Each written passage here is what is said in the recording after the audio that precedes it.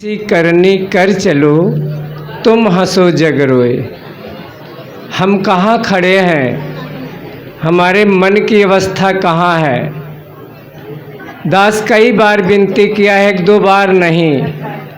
आप जहाँ बैठे हुए हैं, जहाँ अपने कान का, जिह्वा का, आँख का आनंद प्राप्त कर रहे हैं, ये बड़ा दुर्लभ स्थान है। अगर इसको ऐसे बातचीत में, शोर शराबे में 2-3 घंटे बिता करके घर चले गए तो कुछ हाथ लगने वाला नहीं। चाहे आप रोज सत्संग करें। जी जी जी, बहुत सुंदर बात। क्योंकि संतों ने कहा है, हर चर्चा के बीच में बात चलावे और तहीं अपराधी जीव को 3 लोक नहीं ठौर। क्या बात है भाई। अगर आपस में बातचीत करना है, शोर शराबा करना है, तो आप अपने घर पर रहें। अरे आप सोचो, थोड़ा चित्त वृत्ति सतगुरु के चरणों में लगाओ कि सतगुरु कितना दयालु है कि हमारा मन इतना चंचल है, पटु है, स्वार्थी है, लोलुप है, फिर भी हम एक सजदा कर देते हैं तो कितनी कृपा कर देता है, पता ही नहीं चलता। अगर हम अपने मन की अवस्था को कहीं जोड़ करके निराकार प्रभु परमात्मा में, सतगुरु के चरणों में जितनी देर सत्संग में बैठे, अगर उतनी देर भी हम अपने देह की कीमत लगा ले, फिर भी हम दुनिया का आनंद प्राप्त कर सकते हैं, दुनिया का आनंद प्राप्त कर सकते हैं। आओ कृपा करो, दया करो। एक बच्चा अपने हाथ में दीपक जला करके चला जा रहा था, तो एक बुजुर्ग ने कहा, बेटा ये दीपक कहाँ ले जा रहे हो? कहा मैं ले जा रहा हूँ मंदिर में रखने। कहा दीपक में रोशनी कहाँ से आई?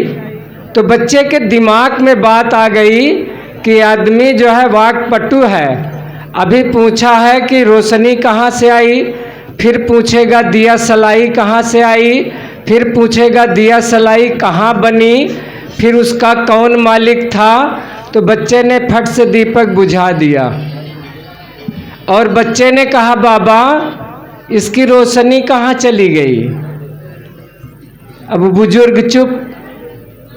ठीक इसी तरह जो सतगुरु की रोशनी हमारे अंदर बसी हुई है, हम इसकी कीमत लगा ले। सतगुरु के चरणों से ही कीमत बन सकती है, दुनिया में कहीं कोई स्थान नहीं। आए इस जहां में क्या काम है तुम्हारा, ठहरोगे किस मकाम में, लौटोगे जब दोबारा, केवल सतगुरु के चरणों से जाना जा सकता है। आओ कृपा करो, दया करो। जो सतगुरु की रोशनी, निराकार प्रभु परमात्मा की रोशनी आपके अंदर बसी हुई है, इसकी कीमत हम लगा लें। जितना हो सके खूब सिमरन करें, खूब इसके साथ जुड़ने का अभ्यास करें। ऐसे ही थे हमारे बाबा शिव मंगल जी महाराज। दास जब उनसे मिलता था तो दास को इतना प्यार देते थे कि दास अवाक रह जाता, दास कुछ बोल ही नहीं पाता था। आओ कृपा करो, दया करो, ऐसे हमारे कर्म होने चाहिए। अभी दास से एक सज्जन बात करने लगे, उन्होंने कहा कि सत्संग में रखा क्या है? सब कोई पूछता है। तो दास ने कहा, भाई साहब दास नहीं कह रहा, आपका रामचरित आप कह रही है कि सत्संगत पेखिए तत्काला, काक हो ही टिक बकही मराला।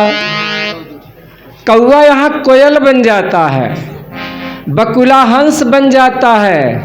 अरे दुनिया में कौन सा स्थान है मेरे भाई बहनों?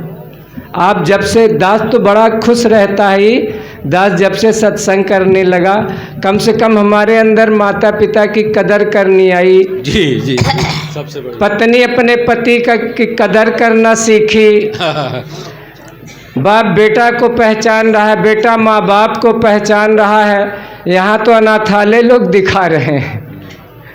आओ कृपा करो, दया करो। क्या लेंगे आप सतगुरु से? यहाँ जो कभी नहीं बोलते थे, दास देखता है कि खूब बढ़िया बढ़िया गीत गाते हैं कोयल की तरह।